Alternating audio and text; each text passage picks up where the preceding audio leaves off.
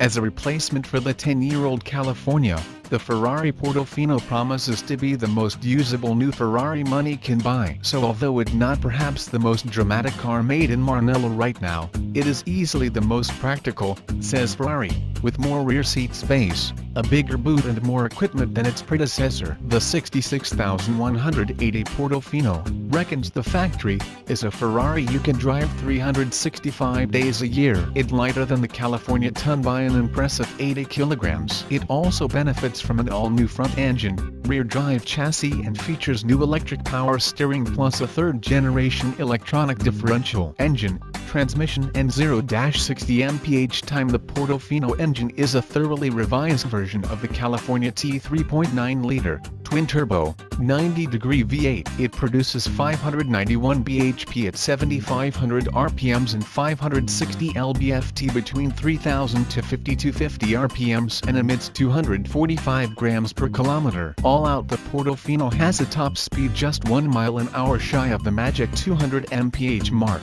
And thanks to a launch control system it can hit 62 mph from rest in a mere 3.5 seconds. 0 to 124 mph 200 km/h takes 10.8 seconds, so although it a usable Ferrari, it also an extremely quick one. As with most Ferraris nowadays, the gearbox is a 7-speed dual clutch with the paddles that are fixed behind the wheel. They don't move with the steering wheel. Shift speeds are faster and smoother than before, says Ferrari, depending on where you set the steering wheel. Mounted an F1-inspired manettino switch.